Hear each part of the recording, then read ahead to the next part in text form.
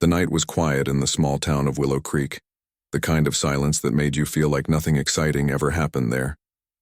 The streets were empty except for the occasional car passing by, its headlights cutting through the darkness. Officer Riley, a cop with years of experience under his belt, was doing his usual rounds. He liked to think of himself as someone who kept the peace, someone people could count on. But tonight, something about the air felt different. Tense. Almost electric. As he drove down the main road, his eyes caught movement near an old gas station at the edge of town. It had been abandoned for years, its broken windows and rusted sign making it a favorite spot for troublemakers. Sure enough, when he pulled up, he saw a group of teenagers huddled together, laughing and joking around. They were exactly the kind of crowd parents warned their kids about. Loud, rebellious, and clearly up to no good. One of them stood out, though. A girl with long, messy hair and a hoodie pulled over her head. She seemed younger than the rest, maybe 17 or so, but there was a defiance in her posture that made her impossible to ignore. Officer Riley stepped out of his patrol car, his boots crunching against the gravel. He clicked on his flashlight, letting the beam sweep across the group. "All right, folks," he called out, his voice firm but not unkind. "Time to head home. Nothing good happens here after dark." Most of the teens groaned and muttered complaints, but they started to scatter, shuffling away into the shadows. All except for the girl. She stayed put, crossing her arms over her chest and glaring at him like he'd just interrupted the most important moment of her life. "Do I look like I need a babysitter?" she snapped, her tone dripping with sarcasm. Her friends hesitated for a second, glancing back at her before disappearing into the night. Officer Riley sighed. He'd dealt with plenty of defiant teenagers during his time on the job. But this, one had a fire in her eyes that reminded him of someone who didn't care about consequences. Still, he wasn't about to let her attitude get the better of him. "You're out past curfew," he said, taking a step closer. "And hanging around places like this isn't helping your case. Let's go. You can call your parents from the station if you don't want to tell me where you live." She rolled her eyes dramatically like his words were the dumbest thing she'd ever heard. "Oh, great plan," she shot back. "Because calling my dad is totally what I need right now." There was a bitterness in her voice that caught him off guard, but he brushed it aside. Teenagers always thought they had it worse than anyone else. He reached out to grab her arm gently, intending to guide her toward the car. But she jerked away, her expression hardening even more. That's when things got complicated. From behind her back, she produced a beer bottle, half full and glistening under the dim streetlight. Before Officer Riley could react, she tilted it back and took a long swig, smirking at him as if daring him to stop her. The sight of it, the casual rebellion, the outright disrespect, ignited something inside him. Years of frustration boiled over in an instant. He grabbed the bottle from her hand, his grip tight, and without thinking, shoved it back toward her face. The sound of glass clinking against teeth echoed in the stillness of the night. For a moment, everything froze. Her wide, shocked eyes locked onto his, tears already forming at the corners. She stumbled backward, clutching her mouth, her breathing ragged and uneven. Panic surged through Officer Riley as reality crashed down on him. What had he just done? His heart pounded in his chest as he realized the gravity of his actions. This wasn't just some routine scuffle, it was something far worse. In the distance, the wail of sirens broke through the tension. Someone must have called the cops, or rather, another cop, to report the disturbance. As red and blue lights flashed in the background, Officer Riley stood frozen, staring at the girl who was now crouched on the ground, shaking and sobbing. The world around him seemed to blur, the weight of his decision pressing down harder with each passing second. Whatever happened next, he knew one thing for certain: nothing would ever be the same again. The sirens grew louder, slicing through the heavy silence of the night. Officer Riley's mind raced as he watched the flashing lights approach. He hadn't meant for things to escalate this far. Sure, he'd been frustrated, angry even, but shoving a beer bottle into someone's mouth? That wasn't him. Or at least it wasn't supposed to be. His chest tightened as he realized the gravity of what he'd done. The girl was still on the ground, her hands pressed against her face, tears streaming down her cheeks. Her breaths came in short, panicked gasps, and every sob felt like a punch to his gut. 2 patrol cars pulled up beside his, their headlights, bathing the scene in harsh white light. Other officers spilled out, their expressions a mix of confusion and concern. One of them knelt beside the girl while another turned to Riley, demanding answers. "What happened here?" the officer asked. His voice sharp but controlled. Riley opened his mouth to explain, but the words caught in his throat. How could he justify something he barely understood himself? Instead, he gestured vaguely toward the girl, stammering something about defiance and underage drinking. It sounded weak even to his own ears. The girl, still trembling, refused to look at anyone. When one of the officers gently asked if she was okay, she shook her head violently, her body curling inward like she wanted to disappear. A paramedic arrived moments later, crouching beside her to assess the damage. They tried to coax her into letting them check her injuries, but she flinched away, her trust shattered. The sight of her fear gnawed at Riley. He'd seen plenty of tough situations over the years, but this was different. This wasn't just another call, it was personal now. And the more he replayed the moment in his head, the worse it felt. Back at the station, the atmosphere was tense. Word of the incident had spread quickly among the other officers, and whispers followed Riley wherever he went. Some muttered under their breath, calling him reckless and out of line. Others defended him, saying the kid had pushed him too far and deserved what she got. But no matter which side they were on, everyone agreed on one thing. This wasn't going to end well. Chief Daniels, a gruff man with a reputation for being fair but firm, called Riley into his office before the night was over.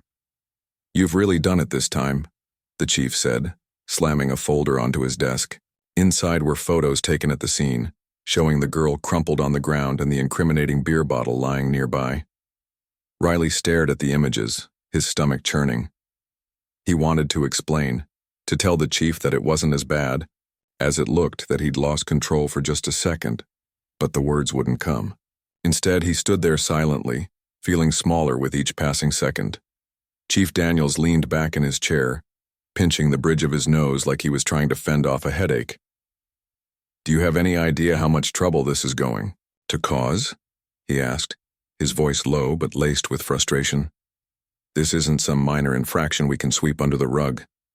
People are already talking, and once the media gets wind of this," he trailed off, shaking his head. Riley knew exactly what he meant. In a town as small as Willow Creek, news traveled fast. By morning, everyone would know what had happened, and the fallout would be ugly.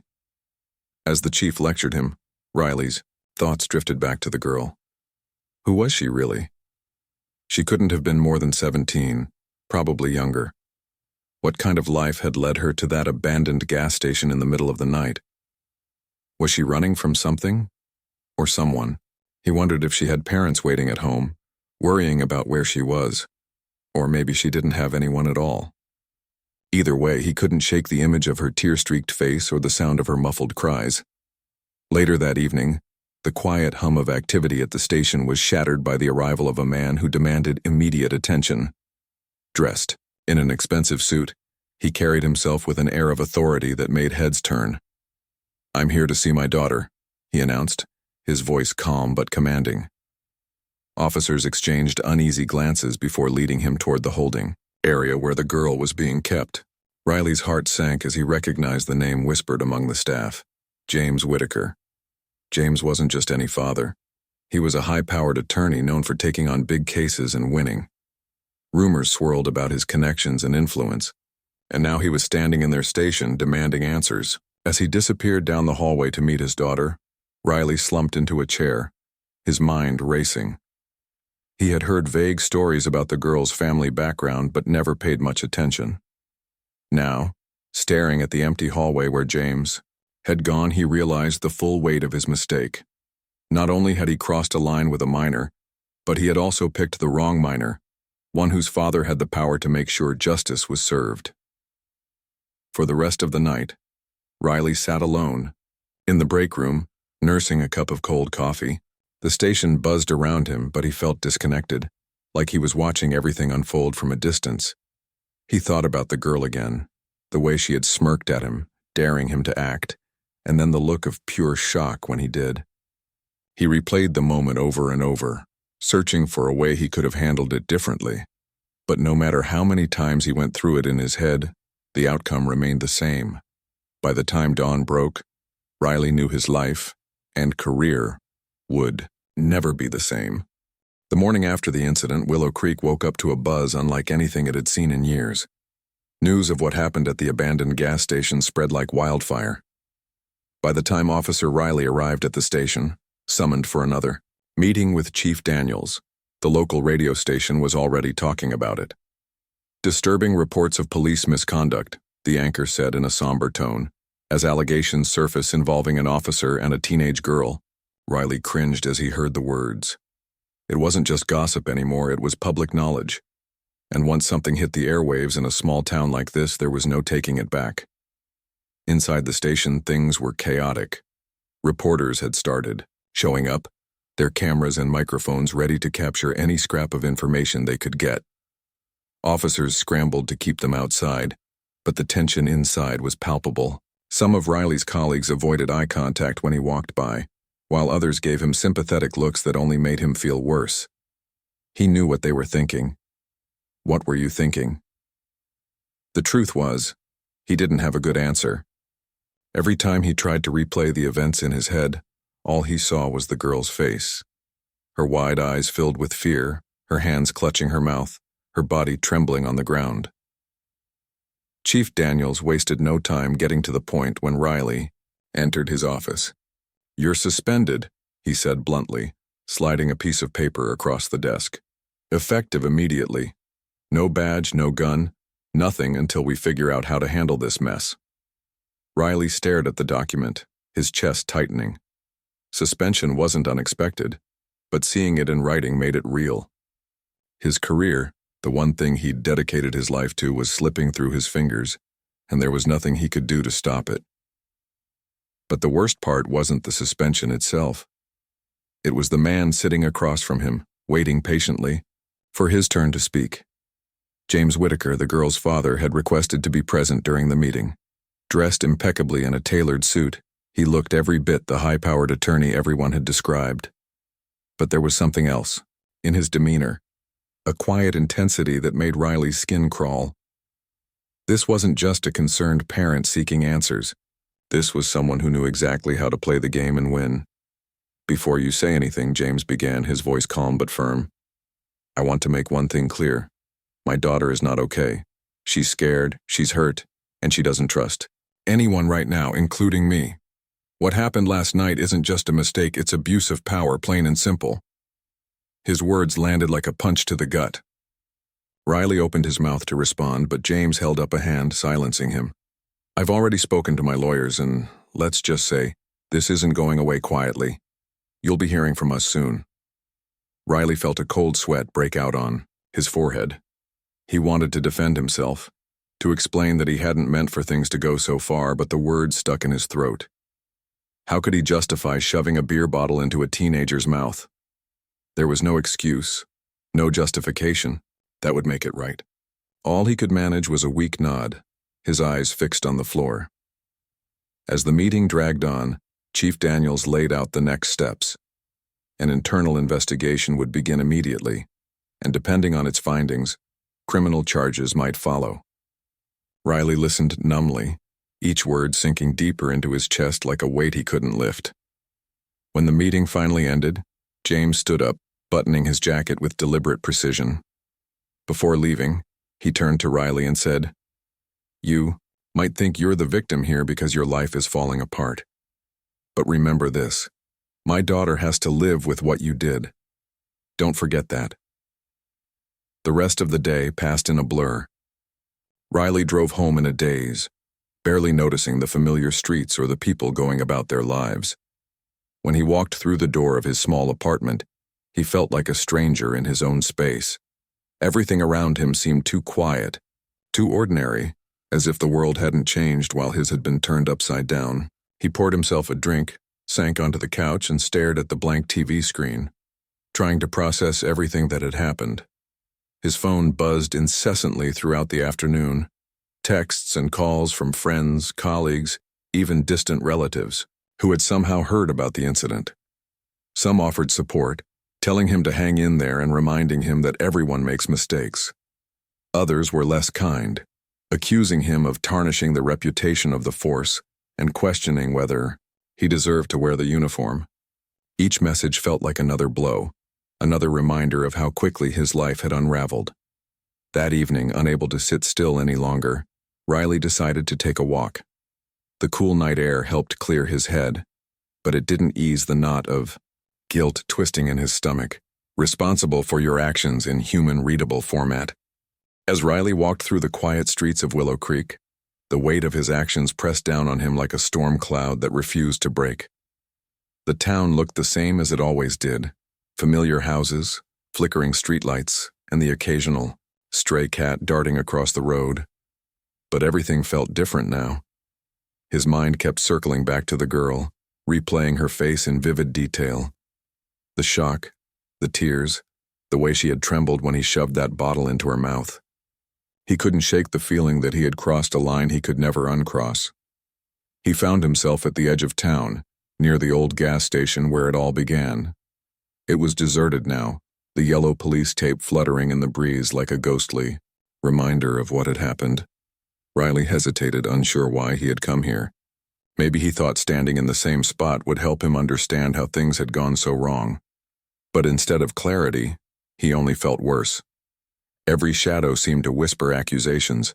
Every rustle of leaves sounded like judgment. The media, frenzy didn't let up over the next few days. Local news outlets plastered the story everywhere, turning it into the talk of the town.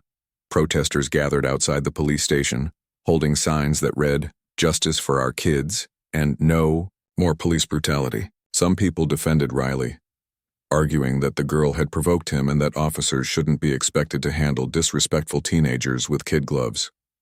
Others were furious, calling for his immediate firing and criminal charges. The divide was sharp, and Riley found himself caught in the middle of a battle he didn't know how to fight. Meanwhile, James Whitaker wasted no time making good on his promise. Within 48 hours, a formal complaint was filed against Riley, along with a lawsuit alleging excessive force and emotional distress. The legal papers arrived at Riley's doorstep one morning, delivered by a courier who looked about as uncomfortable as Riley felt signing for them. As he flipped through the documents, his hands shook. Each paragraph detailed the incident in cold, clinical language, stripping away any chance of nuance or context. To the world, he wasn't just a cop who made a bad decision. He was a monster. Riley tried to focus on work-related tasks during his suspension, attending mandatory counseling sessions and writing reports for the internal investigation, but none of it brought him peace. At night, he lay awake staring at the ceiling, replaying the moment over and over again. What if he had handled it differently? What if he had walked away instead of letting his temper get the better of him? These questions haunted him, gnawing at his conscience until sleep became impossible. One evening, while scrolling through social media, Riley stumbled upon a video someone had posted online. It showed part of the altercation at the gas station, captured on a teenager's phone. In shaky footage, you could see Riley grabbing the girl's arm, hear her defiant laugh turn into a scream, and watch as the beer bottle disappeared from view. The comment section was brutal. People called him names he barely recognized, accused him of being unfit to wear a badge, and speculated about what kind of person would do something so cruel. One comment stood out. "If this is how they treat kids, who's next?" That comment stuck with Riley long after he closed his laptop. For the first time, he started thinking beyond his own situation. What message did his actions send to the community? How many people might lose trust in law enforcement because of what he had done? He had always believed in protecting and serving, but now he wondered if he had lost sight of what those words really meant. A week later, Riley received a summons to appear at a preliminary hearing. Walking into the courthouse felt surreal. Reporters swarmed the entrance, shouting questions and snapping photos as he made his way inside. He kept his head down, avoiding eye contact, but he could feel their stares burning into him. Inside, the courtroom was packed with spectators, curious townsfolk, angry activists, and even a few colleagues who had come to see how things would unfold. When the proceedings began, James Whitaker took center stage. Dressed in another impeccable suit, he spoke with authority and precision, painting a picture of Riley as someone who abused his power without remorse. Witnesses testified, including the paramedics who treated the girl and some of the teens who had been present that night. Their accounts varied slightly, but the overall narrative remained the same. Riley had lost control and the girl had paid the price. Finally, it was Riley's turn to speak. Standing in front of the judge, he felt exposed, like everyone could see straight through him. His voice wavered as he admitted fault, acknowledging that his actions were unacceptable regardless of the circumstances. "I never intended to hurt anyone," he said, his eyes fixed on the floor. "I let my emotions get the best of me, and I deeply regret what happened." The room fell silent after he finished speaking. Some people nodded sympathetically, while others rolled their eyes, clearly unconvinced. When the hearing adjourned, Riley left the courthouse feeling drained but oddly relieved. Admitting his mistakes hadn't fixed anything, but it was a start, a small step toward taking responsibility for what he had done. Back home, Riley poured himself a drink and sat by the window, watching the sun set over Willow Creek. The town looked peaceful from afar, untouched by the chaos swirling beneath its surface. He knew the road ahead wouldn't be easy. There would be consequences, both professional and personal, that he couldn't escape. But for the first time in days, he allowed himself to hope, not for redemption, not yet, but for the possibility of learning from his mistakes and becoming someone worthy of forgiveness. The days following the preliminary hearing were a blur of uncertainty for Riley. The judge hadn't handed down any immediate decisions, leaving him suspended and under investigation while the case moved forward. Without his badge or uniform to anchor him, Riley felt untethered, like a ship lost at sea with no compass to guide it. He spent most of his time alone in his apartment, staring out the window or flipping through old photo albums filled with memories of better days, days when he still believed in the clarity of right and wrong. One morning, as he sat nursing a cup of coffee, there was a knock at the door. It wasn't loud, but it startled him anyway. When he opened it, he found an unfamiliar face standing on the other side. A middle-aged woman with kind eyes and a clipboard tucked under her arm. "Hi," she said softly, offering a small smile. "I'm Lisa. I've been assigned as your counselor for the mandatory sessions." Riley nodded stiffly, stepping aside to let her in. At first, their conversations were awkward. Riley didn't know what to say, or maybe he didn't want to say anything at all. He sat slumped on the couch, picking at the frayed edges of his jeans, while Lisa asked questions that felt too personal, too probing. "How are you feeling about everything?" she'd ask, or, "What do you think led to that moment?" Each question made him squirm, not because he didn't have answers, but because the truth was uncomfortable. Eventually, though, something shifted. Maybe it was Lisa's patience, or maybe it was the weight of carrying everything inside without anyone to share it with. Whatever it was, Riley began opening up. "I just snapped," he admitted during one session, his voice heavy with regret. "She was mouthing off, pushing buttons I didn't even realize I had. And then she took that sip from the bottle, looking at me like I couldn't touch her." His voice trailed off as he shook his head. "I don't know why I did it. It wasn't about teaching her a lesson or proving a point. It was anger. Pure, stupid anger." Lisa listened quietly, jotting notes on her clipboard before responding. "Anger can make us act in ways we never thought possible," she said gently. "But owning those actions is the first step toward change. What would you say to her if you could go back?" Riley hesitated, the question catching him off guard. For so long he'd been focused on punishing himself for what he'd done, drowning in guilt without really thinking about how it affected the girl. Now, faced with the idea of apologizing, not to the court, not to the public, but to her, he felt a pang of shame deeper than anything he'd experienced before. "I'd say I'm sorry," he murmured finally, his voice barely above a whisper. "That's all I can give her now." While Riley wrestled with his emotions, the girl, whose name he learned was Emily, was dealing with her own struggles. Her father kept her away from reporters and protesters, shielding her from the chaos erupting around them. But isolation came with its own challenges. Friends stopped texting, classmates whispered behind her back, and teachers gave her sympathetic looks that only reminded her of how much attention she was getting. At home, she alternated between angry outbursts and silent withdrawal, unsure how to process everything that had happened. James Whitaker tried to be supportive, but their relationship had always been complicated. A busy attorney with high expectations, he often pushed Emily to excel in school and extracurriculars, sometimes forgetting to simply be there for her as a dad. Now, seeing her hurt and vulnerable brought out a protective side he rarely showed. One night, after finding her curled up on the couch staring blankly at the TV, he sat down beside her and sighed. "Do you want to talk about it?" he asked cautiously.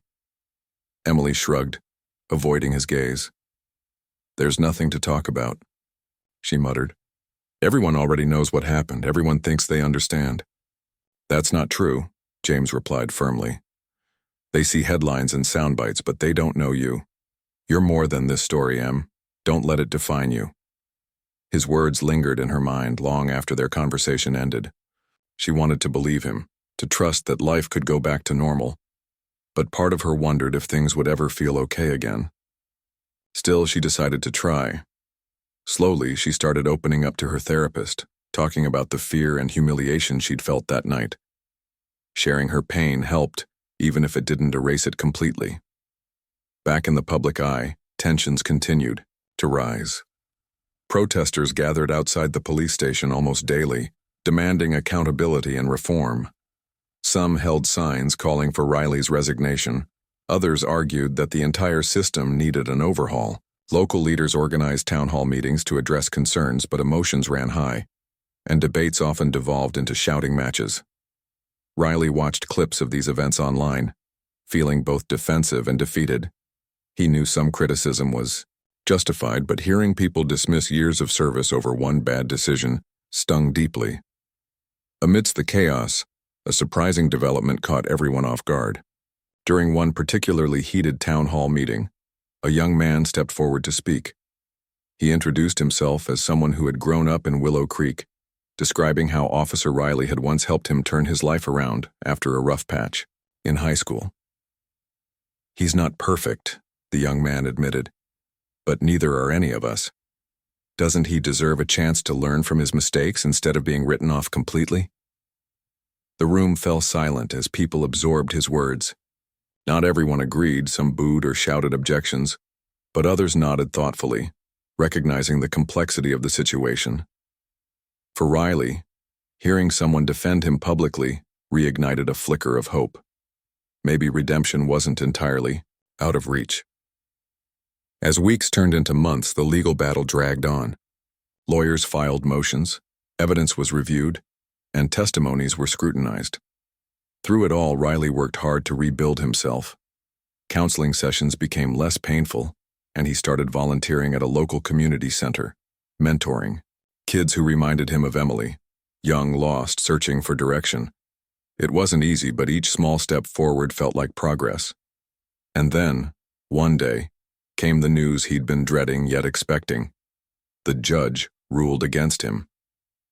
Riley wouldn't face jail time, but his career in law enforcement was officially over. Stripped of his badge and ordered to complete additional community service, he left the courthouse feeling hollow yet oddly lighter. Justice had been served, and while the cost was steep, he accepted it. After all, he told himself, forgiveness starts with taking responsibility, and maybe, just maybe, that included forgiving yourself too. The ruling hit Riley hard, but not in the way he had expected. When the judge announced that jail time was off the table, he felt a wave of relief, but it was short-lived. The real blow came when his badge was officially taken away. Standing there in the courtroom, listening to the judge outline the terms of his punishment, community service, mandatory counseling, and a permanent mark on his record, he realized something bigger than his career was slipping through his fingers. His identity. For years, being a cop wasn't just what he did, it was who he was. Now, stripped of that title, he felt like a stranger in his own skin. Walking out of the courthouse, Riley braced himself for the crowd waiting outside. Reporters shouted questions, their cameras clicking like rapid gunfire. Protesters held up, signs with slogans demanding justice, while a smaller group of supporters clapped and cheered, offering words of encouragement. Riley kept his head down, avoiding eye contact as he made his way to his car. The noise around him faded into a dull roar as he gripped the steering wheel tightly, his knuckles white. He didn't know where to go or what to do next. All he knew was that life as he'd known it was over. That night, sitting alone in his apartment, Riley allowed himself to cry for the first time since the incident. It wasn't just sadness, it was frustration, guilt, anger, and exhaustion all rolled into one. He replayed the judge's words in his mind. You are responsible for your actions, and those actions have consequences. Everyone wanted accountability, and now they had it. But no one could tell him how to move forward from here. How do you rebuild a life when the foundation has crumbled beneath you? Meanwhile, Emily was navigating her own complicated path toward healing. With her father's support, she returned to school after weeks of staying home, hoping to reclaim some sense of normalcy. But normal wasn't easy to find. Whispers followed her wherever she went. Classmates sneaking glances when they thought she wasn't looking. Some kids tried to be kind, asking if she was okay or offering condolences. Others weren't so gentle, making jokes about the incident or accusing her of exaggerating for attention. Each comment felt like salt rubbed into an open wound. At home, Emily struggled to reconnect with her dad. James meant well, but he wasn't great at expressing emotions. Instead of talking about what happened, he threw himself into work, burying his guilt and fear under piles of legal briefs and client meetings. Emily noticed the distance growing between them and resented it, even though she understood why it existed. One evening, she confronted him during dinner. "You act like everything's fine," she said, her voice trembling with unspoken pain. "But it's not fine. Nothing's fine." James put down his fork, meeting her gaze with a mix of surprise and sadness. "You're right," he admitted quietly. "Nothing's fine. But I'm trying, Em. We both are." His honesty caught her off guard, and for a moment they sat in silence, letting the weight of their shared struggle hang in the air. It wasn't a perfect conversation, but it was a start, a small step toward bridging the gap between them. As months passed, the town of Willow Creek began to settle back into its usual rhythm. The protests dwindled, replaced by quieter discussions about police reform and community safety. People still talked about the incident, of course, but the initial outrage faded into background noise. Life moved on, for everyone except Riley and Emily. They remained tethered to that night, each carrying scars that would take time to heal. Riley threw himself into his community service requirement, volunteering at a local youth center. At first, he felt out of place, unsure how to connect with the kids who came through the doors. Many of them were defiant, testing boundaries and challenging authority, the same traits that had pushed him over the edge with Emily. But instead of reacting impulsively, Riley forced himself to listen. He learned their stories, discovering layers of pain and resilience beneath their tough exteriors. Slowly, trust began to form. One boy in particular reminded him of himself at that age, angry, lost, searching for direction, helping him navigate. Those challenges gave Riley a renewed sense of purpose, even if it couldn't replace the job he'd lost. For Emily, healing came in fits and starts. She started seeing a therapist regularly, unpacking the trauma of that night piece by piece. Writing helped too. Late at night, she filled notebooks with poems and journal entries, pouring her emotions onto paper instead of bottling them up inside.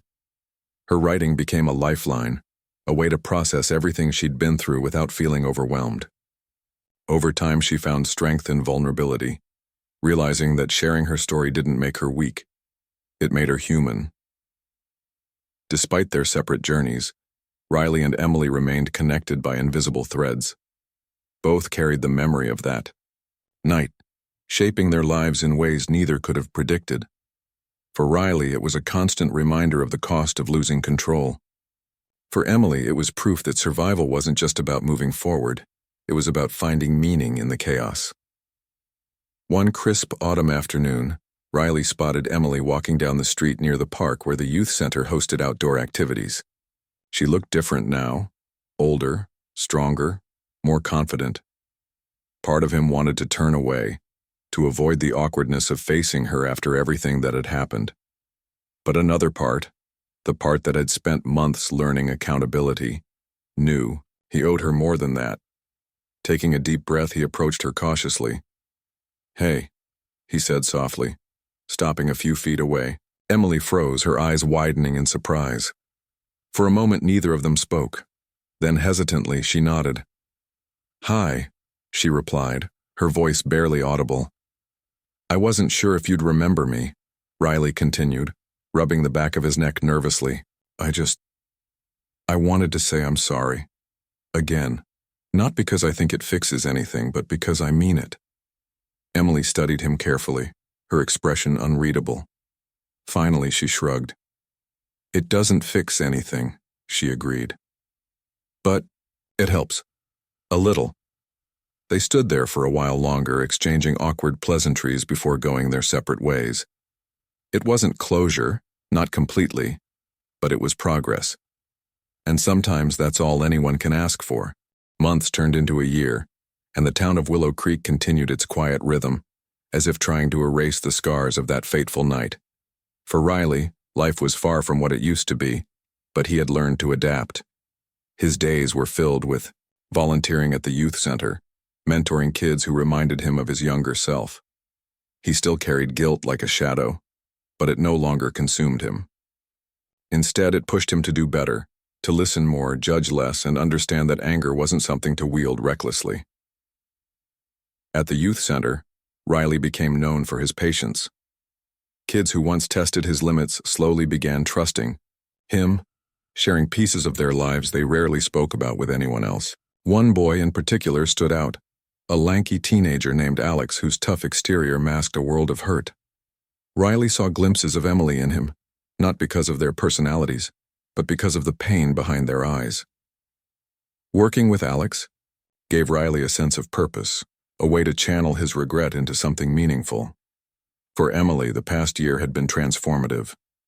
She returned to school with a newfound determination, throwing herself into her studies and extracurricular activities. Writing remained her anchor, and she even started submitting poems to local magazines. To her surprise, one of them got published. Seeing her words in print made her realize how powerful her voice could be, not just for herself but for others who felt silenced by fear or shame. Her dad noticed the change too. James, though still busy with work, made an effort to spend more time with her, attending school events and family dinners without checking his phone every 5 minutes. Their relationship wasn't perfect, but it was healing. One chilly spring evening, the youth center hosted an open mic night for the community. Kids and adults alike gathered in the small auditorium, filling the space with chatter and laughter. Riley sat near the back, content to watch from the sidelines.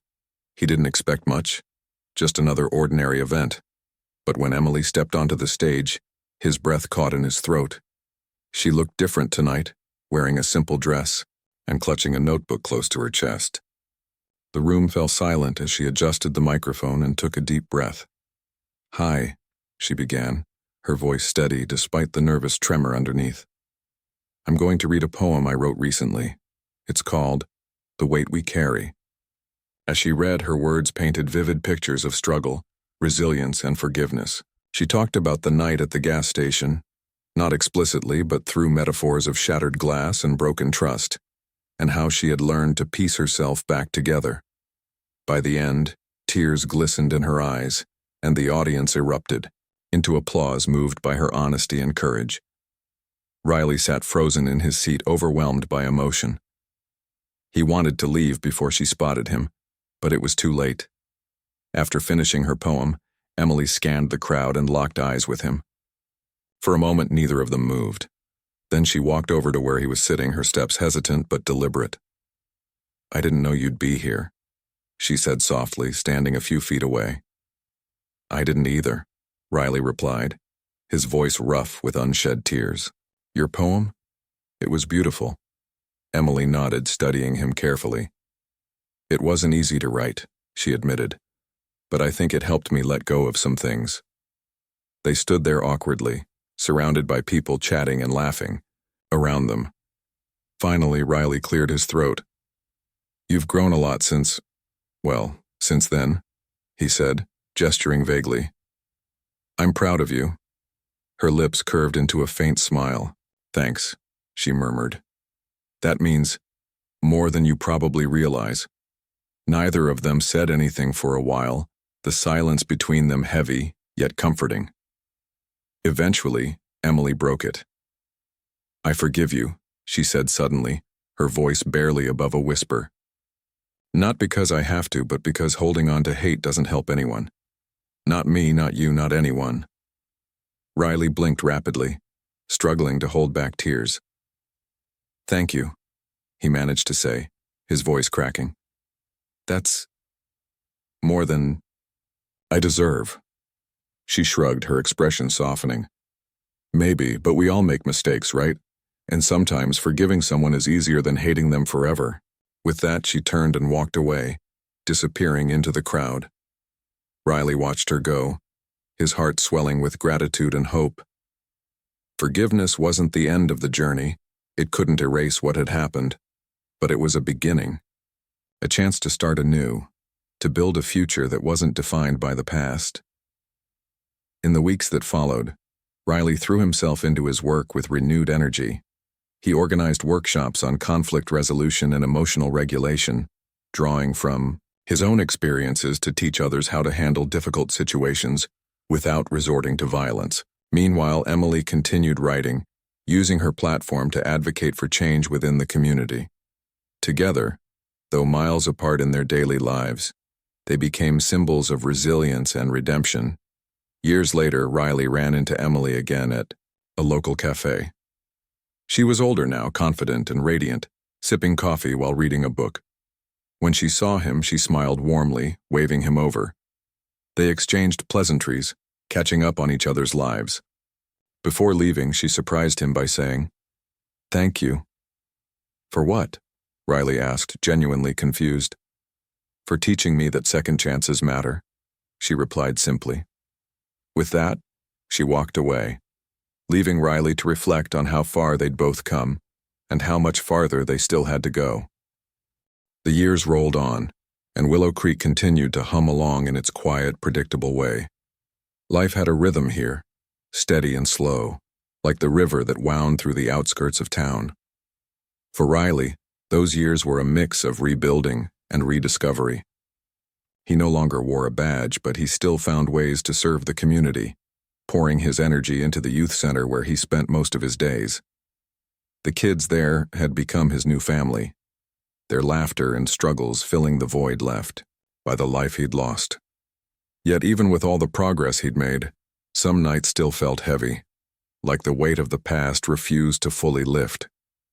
Emily, on the other hand, was thriving in ways she never thought possible. After graduating high school at the top of her class, she earned a scholarship to a university in the city. Her writing blossomed during college, earning her recognition beyond the small-town borders of Willow Creek. She published essays and poems in journals, gave talks at conferences about resilience and forgiveness, and became a voice for young people navigating trauma. But despite her success, she carried pieces of her hometown with her, a reminder of where she came from and how far she'd come. One crisp autumn afternoon, Riley received an unexpected invitation in the mail. It was a formal-looking envelope, addressed to him in neat handwriting. Inside was a card announcing a book launch event at the local library. The author's name jumped out at him, Emily Whitaker. Below it, the title of her debut collection of poetry, Shards of Light. His heart skipped a beat as he read the details. The event was scheduled for the following weekend, and Emily had personally requested his presence. Riley wasn't sure what to expect. Part of him worried that showing up might stir old wounds or make things awkward between them. But deep down, he knew he couldn't miss it. This was her moment, a celebration of everything she'd overcome. And if she wanted him there, he owed it to her to be present. On the day of the event, Riley arrived early, parking his car a block away from the library. As he walked toward the building, he noticed clusters of people chatting excitedly outside. Some held copies of Emily's book, while others carried flowers or gifts. Through the large glass windows, he could see her standing near a podium, greeting guests with a warm smile. She looked radiant, dressed in a simple yet elegant outfit, her confidence glowing brighter than ever. When their eyes met across the room, Emily waved him over. "I wasn't sure you'd come," she said, her tone light but sincere. "I wouldn't have missed it," Riley replied, holding up the book he'd purchased earlier. "Congratulations, this is incredible."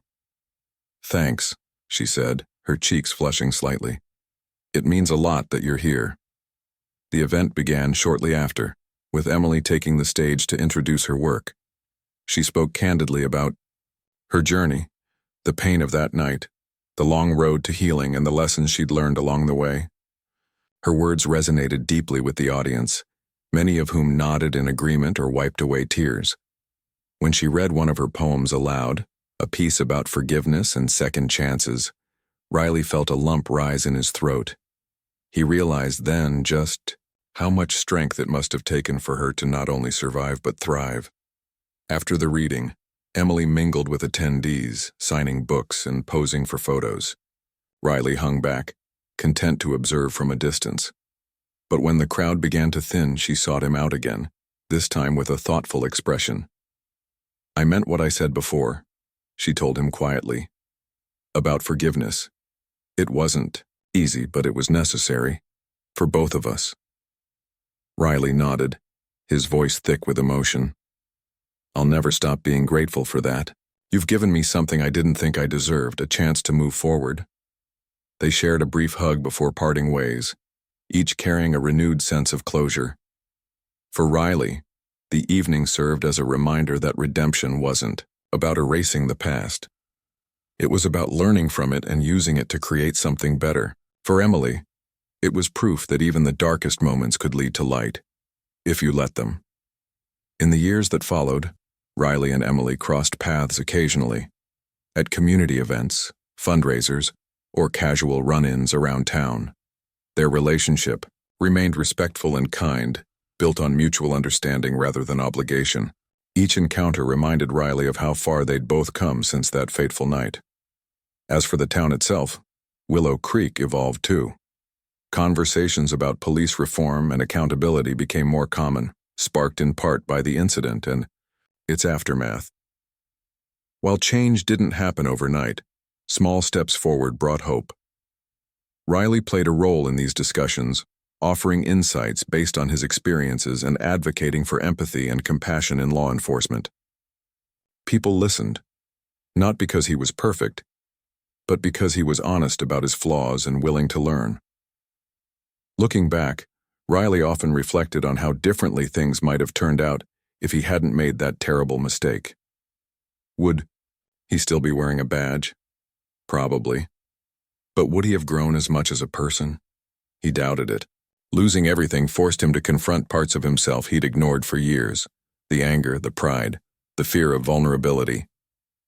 In losing his identity as a cop, he found a deeper sense of purpose as a human being. For Emily, the journey was equally transformative. Writing had become her lifeline, a way to process pain and turn it into something beautiful. Through her work, she inspired others to face their own struggles head-on, proving that even broken pieces can form a mosaic of hope. And though she didn't always feel brave, she embraced the label anyway, because bravery wasn't about never being afraid. It was about moving forward despite the fear. Their story wasn't perfect, nor did it tie up neatly with a bow. There were still scars, still moments of doubt and regret. But in the end, it was a story about growth, about two people who, against all odds, found their way back to themselves and, in doing so, helped others do the same. Willow Creek may have been a small town, but within its borders, big changes were possible. All it took was the courage to start anew,